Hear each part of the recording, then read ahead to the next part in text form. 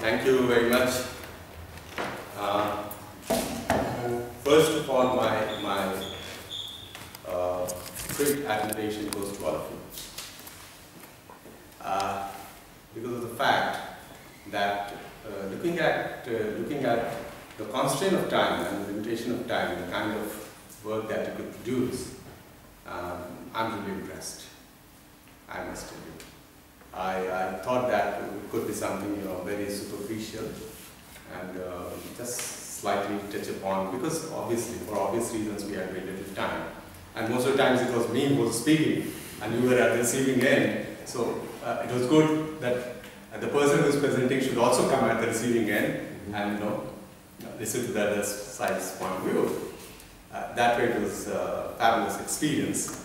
And I think all the three presentations that you made today, based on your perception, your research, and your understanding of the various subjects that we discussed on these days, last 2 weeks or so, have been pretty close to the point that we need to look into.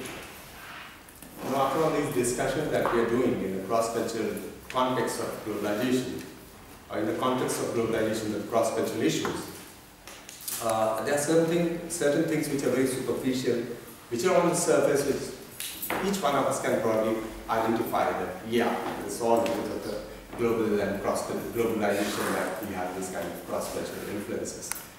But as an academician or as students, what we need to really look into are the back-end processes, which keep happening, and because of which you have these kind of things which are happening there. Why do they happen the way they do? I mean, that's the biggest question that's the inquiry that we need to make. Something which is very closely connected to what we call commonly known as culture of society. And we had a lot of discussion on the first day that how visuality emerges and grows and develops in a society, because each society would have different kind of preference in terms of creating different kind of visuality. And I remember Raj had some questions, and very pertinent, that why you have so much of what you call religious images. Why on the secular space you have so much of religious images which are dominating kind of audiovisual expressions. Then after that, in a separate discussion, we thrashed out those issues. And I think you would agree with me that point number one is that not everything which you find as of now, which have those traditional linkages in terms of religious metaphors and all those kind of things. But the point that I was trying to make is that in most of the societies, you find that your maybe traditional expressions, which are rooted in most of the times, most of the cases, in religious allegories and metaphors and and kind of stories and narratives. So you try to draw your inspiration when you are trying to discuss about your culture. But then you have a culture which is very traditional, and you also have a culture, because culture is not a static phenomenon. It's something which is constantly evolving, it's very, very dynamic. And the moment your culture comes to a standstill, take it from me, finish. Culture means there has to be an evolution, there has to be change, from one to another state. And if you look at it that way, which Yu has also presented in her presentation, that how this fixation from using Swiss cross as an overwhelming, kind of symbol in most of the things that we are doing, no matter whether it's Swiss air or Swiss life or Swiss banking or things like that. So that had been part of an overwhelming, recurring, what you call visual impression, visuology, I may say, which represents that society. But then at the same time, I've given some examples where that has been transformed and morphed. I think similar kind of process is also there in the presentation that I gave. Because then you can say, yes, this is something more secular in nature, in the sense that you don't have any connect with your traditions or with your past, where you are totally going in for lots of cross-cultural influences in terms of preference to color, in preference to form, and preference to color-informed interaction, and all those kind of things, where you are using more of graphic than the available visual metaphors that you have. So those kind of experiments, say for example, if I may give you the example of Airtel, that mobile telephony company there, do you find anything which is typically, brought from the tradition? They're trying to completely reinvent it. So there are several occasions when people try to go back to culture, and the visuality and visual metaphors which they try to present are drawn from the culture, which you have also shown in your presentation, and many times you want to have something completely new. So my suggestion to you would be, your group would be, to find out that what are the occasions when you try to be more traditional, when you want tradition to be your identity, and what is the occasion when you want something other than tradition to be your identity. These two situations will be entirely different, and we need to look into those situations. What actually demands this kind of situation? So that was one. Yes, and finally, you also talked about diversity, and multiplicity and diversity in terms of visual imageries that are created in a society. I think that remains a fact. No matter whether you like it or not, it's not a matter of personal liking, and it's just a phenomenon. It's just a phenomenon the way it is.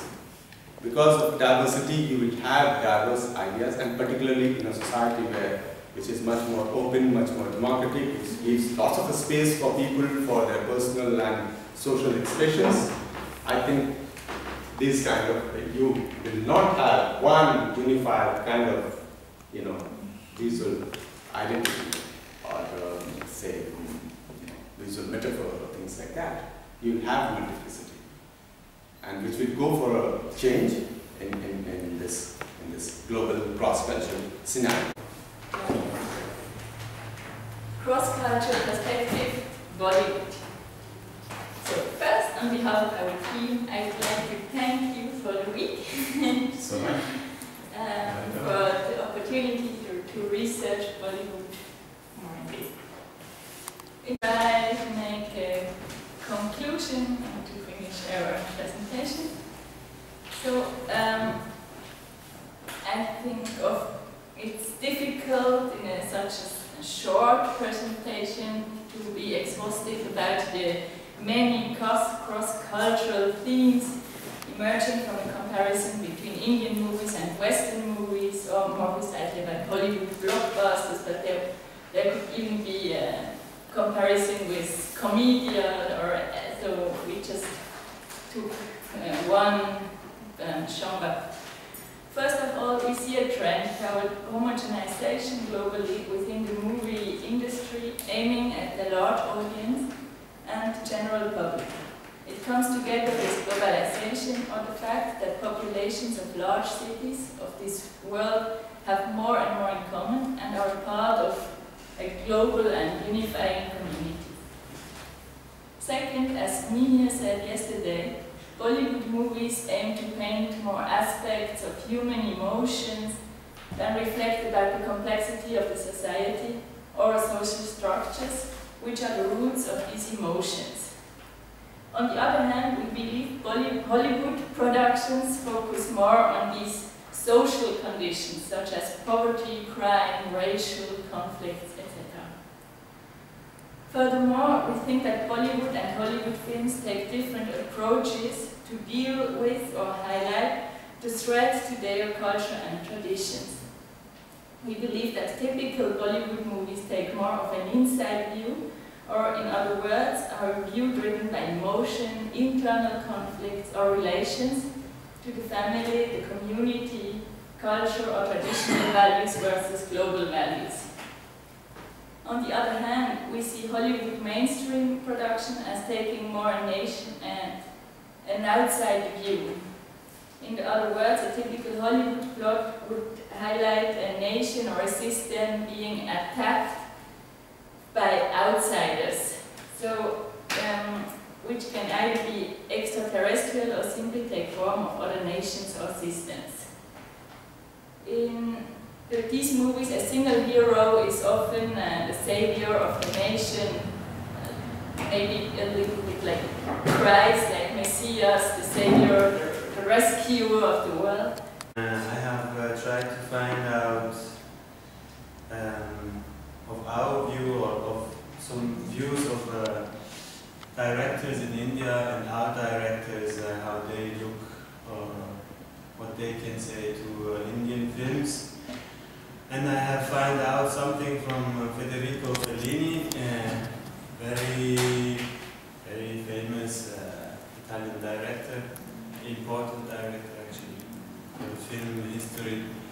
He said something about acting, or the actors, and he said that it's actually not important or not even the movements of an actor should not be authentic on the cinema, but what has to be, or what must be authentic actually is the force or the energy of Professor Mihir gave us so wonderful presentations in this week, and so I will just show you some my research part of the cultural symbolism and visual identity design.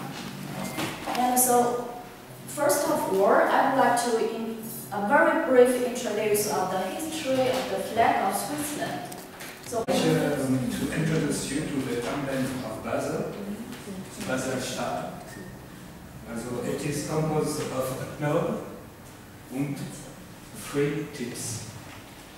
The Baselstadt is the stylized replica of Bishop's crook.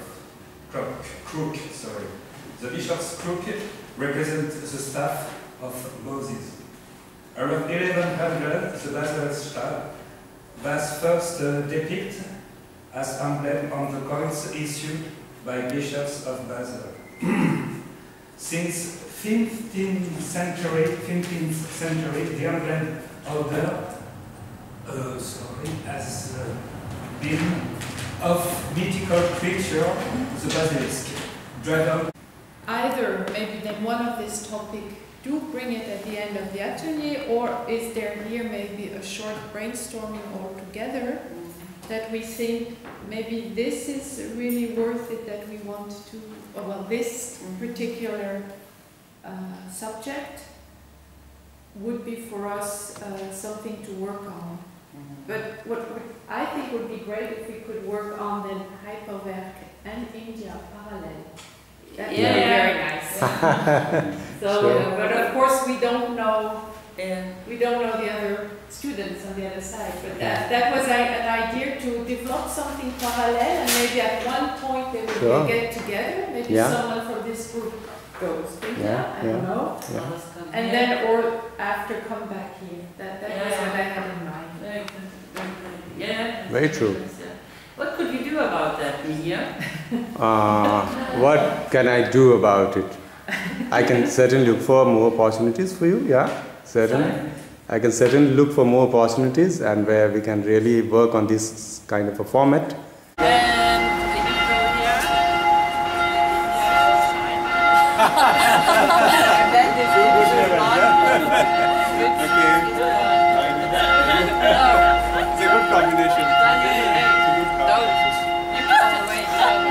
Hey, wie seid das mit? Ja, hier will take